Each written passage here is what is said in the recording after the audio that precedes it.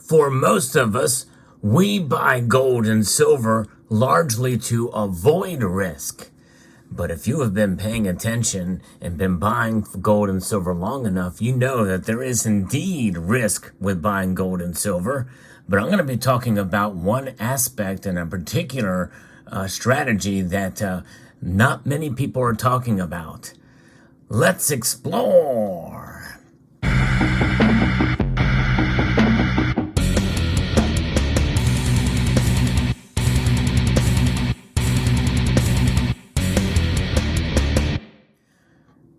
The risk with buying precious metals. Well, spot price is probably the biggest risk. It's going to fluctuate, and it has fairly dramatically. There's one prediction that I made fairly recently that is coming true early. In fact, literally days after I made the video with this prediction, we have seen gold and silver fluctuate. The volatility in the precious metals market is something that is like we've not seen it in quite some time. There has always been some element of volatility, but nonetheless, if you look at a chart over the last 100 years, you can see the areas where the markets have been relatively stagnant and times when the markets have been wild and zany and crazy. And we are at a point now where they are crazy. The volatility is a very real thing. So there's risk in that when you buy gold and silver just based off of the spot price. Then you have the fluctuating premiums. Premiums are still high, but they're starting to come back down. And that's the nature of the market that we live in today. But there's other risk involved as well when you buy precious metals. Counterparty risk, especially if you're storing your precious metals off-site any way, shape, or form. There's single-party risk. That's right. When you hold precious metals in your possession, yeah, they say if you don't hold it, you don't own it. But you hold it for as long as you have it. And you have to be careful about that risk too. In other words, if they're in your possession, then there is a threat that they could be taken from you. So protect yourself. Make sure that you mitigate those risks with having security systems and a well-guarded home with a lot of firepower. That includes ammunition and the like. And don't tell too many people about your precious metals unless you really trust them and the like. So those are some of the basic risks with holding physical precious metals. And there's obviously other risk involved in buying it in electronic form, investing in mining stocks, exploration companies and the like, different kinds of risk there. Some of that could lead to a high reward. But what I'm going to be talking about here now in this video is something that has been brought to light, and actually sometime even before, by an author that I really like over at Numismatic News, Patrick Heller. And this is about how buying physical precious metals can be risky using leverage. I'm going to talk a little bit about this, what leverage is. And he's been written about this in the past. And there has been 2 recent court settlements that demonstrate the negative consequences of using leveraging when buying precious metals. And again, it's not a topic that I've seen covered in this community at all. So I thought I'd bring it to you because there are multiple different ways to buy precious metals. And we're going to talk about this idea that could be sold to you through a precious metal dealer. So be very wary and be smart when you make a purchase of precious metals. So leveraging means that a person makes a purchase of an investment, then uses that investment as collateral to borrow funds to purchase more of the same investment. Yeah, that's right. Kind of a wonky concept here. But should the value of the investment increase, profits are multiplied over what would be realized from the initial purchase paid by the investor. So there's a chance for some multiplied increases, but also that means multiplied losses too when you're buying your gold and silver. It's leveraging. So, and the word investment is used here in this definition by Patrick Heller, which I think is quite paramount because you typically see gold and silver as an investment. If you want to leverage, well, you can do that with other things. Typically, I would not do that with gold and silver. However, it could be an attractive notion, especially with if an investor purchases $10,000 worth of silver bullion, and then borrows another $40,000 to purchase silver bullion as well. So that total investment is $50,000. If the value rises 10% to $55,000, the investor can realize a $5,000 profit less than the interest cost, almost 50% of the initial out-of-pocket expenditure. Seems like a pretty good deal. But on the contrary, if the total investment were to decline by 10% down to $45,000, the investor's remaining $5,000 net position would not be enough to provide a 20% collateral. So therefore, the investor would get a margin call to immediately pay $4,000 or risk having his investment sold out at a loss of 50% plus interest cost. And that is a pretty scary proposition and a pretty risky one, too, that not a lot of people are talking about. Since Mr. Heller advocates owning bullion-priced physical gold and silver coins and ingots as a form of wealth insurance, this should be for assets that are 100% paid by the purchaser and never at a risk of a margin call. And so really, it's the bottom line is if you don't hold it, you don't own it. But if you don't pay for it, you don't get it either. And that's really the bottom line. That's why I'm all about buying precious metals the least amount as possible with credit. In fact, it's very rare that I'll use my credit card to pay for precious metals unless there's a time where I can get it for at or near the same price as a cash price. I can get points back on as rewards on my credit card. Because what happens? Well, you put it on a credit card and you got to pay more of these Federal Reserve notes and interest on it if you don't pay it off within the allotted time before interest occurs. Usually that's within the same month or within a month. And you have a further risk if the price goes down. But that's kind of a separate from this situation, but a kind of example is there. And so the recent example here is in December of 2022, Monex Deposit Company, Monex Credit Company, Newport Services Corporation, and their owners, Louis Carabini and Michael Carabini, reached a settlement with the Commodities Futures Trading Commission. It resolved the complaint filed on September the 6th, 2017. The complaint eventually covered transactions by Monex with its customers from 2011 to 2021 using its Atlas trading platform.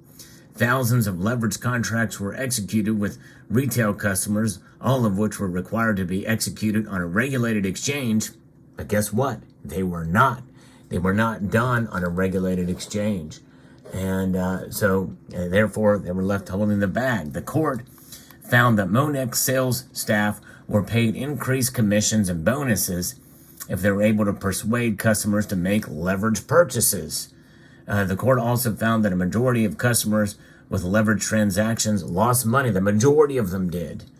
Monex and the affiliated parties agreed to $33 million restitution to customers and a $5 million civil monetary penalty to the government. Monex was barred from trading futures or option contracts on a regulated exchange unless it was for the purpose of hedging.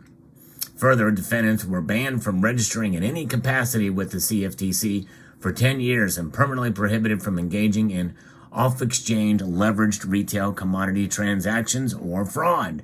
So that is the one thing on Monex. Monex, by the way, you've heard me mention that company name before. I bought what are known as the Royal Canadian Mint Mega Leafs, which were 1.5 ounce. They were 5 ounces of gold. They were originally offered exclusively through Monex, and they sold out of their allocation.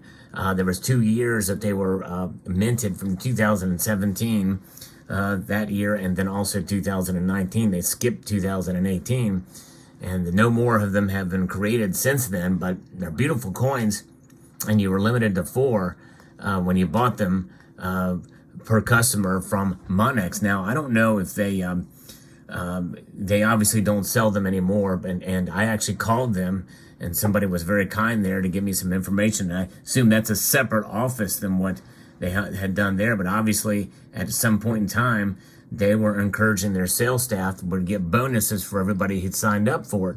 So if they would have been available there, I could have been at least offered this, and if I would have taken advantage of it, I would have been taken advantage of potentially. So I'm glad I didn't, and I'm glad that this thing was found out and was handled with. And there's another situation. In September of 2022, the CFTC issued an order settling charges against Goldline Incorporated and its parent company, A-Mark Precious Metals, for fraud in connection with off-exchange retail commodity transactions, failing to register as a futures commission merchant and engaging in illegal off-exchange retail commodity transactions.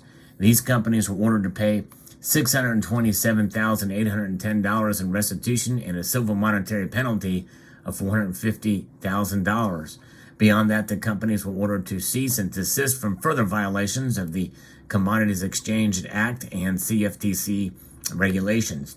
Goldline, from about April of 2018 to June of 2021, solicited and accepted customer orders for leveraged, margined, or financed precious metal transactions, which were not conducted on a designated contract market or derivatives transaction execution facility. So sophisticated investors with sufficient capital and understanding of how leveraged markets may choose to engage in such investments with a full understanding of the risk involved. And that's something that you always hear me say, really with anything.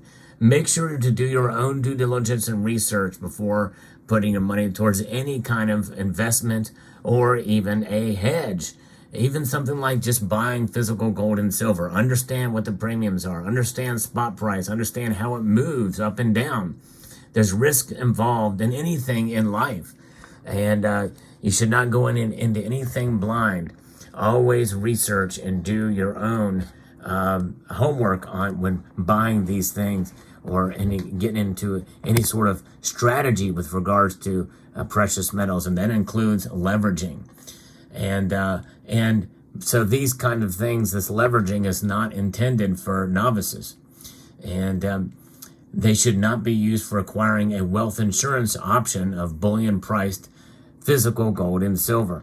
Physical gold and silver is meant to be a hedge against economic instability. It is meant to be the least risky. And for those of you who are sophisticated enough and who have done your homework, you can use these to further benefit your position in terms of with gold and silver itself. I mean, people have been known to do that with Bitcoin, for instance. I myself did that with Bitcoin. Profits, when it started to really shoot up there on its way up, I sold all my Bitcoin and bought an ounce of gold with it. And all the profits there. And others have done that as well too. They take their profits and they park that money. And that's really the best term I can use. They park it into gold and silver, which is the ultimate wealth insurance. And that's really what it's about. It's wealth insurance. It's taking the wealth that you have and parking it into a form of money that has been known throughout history to be to maintain its value. And that's really what it's about. Gold and silver's expectation should not be any more than that. The other lesson here is to be careful about doing business with some companies, especially the ones that tend to advertise on the radio, even if it's on a radio program that you enjoy and trust the host. There's been multiple times where some of the companies and some of these hosts that I absolutely, agree with their philosophy and hold them to the highest integrity. Some of these companies just don't have, at least for some of their sales staff, don't have the integrity that they should. In fact, that's certainly the case with Goldline. Monex, I'm not quite as familiar with, but still, they used to advertise, I think, on TV, radio. Most of those companies that advertise on TV and radio, and even in print and magazines, always come to them with a certain level of skepticism. There are exceptions, obviously, but by and large, that's with regards to precious metal, that's a general rule. And even if they are legitimate, you have to keep in mind it takes money to advertise on these platforms, and so they're going to charge more than your standard bullion dealer. out there. So keep that in mind. They're paying for the advertising, but with your premiums that they charge you for the gold and silver because you haven't done your research and found the best price for a silver Britannia or a Krugerrand. I mean, it's like, where are you going to find the best price on these, or for a gold eagle? That's the thing. That's a subject for another video. Find the best price. But anyway, just because you stack precious metals doesn't mean you can't try to find ways to have them make money for you. And I'm not against, pursuing opportunities in that area. You just have to research it. You got to know what you're doing and to find the best way that's the safest way, and understand the risks that are involved. Let me know what your thoughts are in the comment section below. Would like to extend a multitude of gratitude to all of you for taking the time to watch this video, and to encourage you to please rate, share, comment, and subscribe.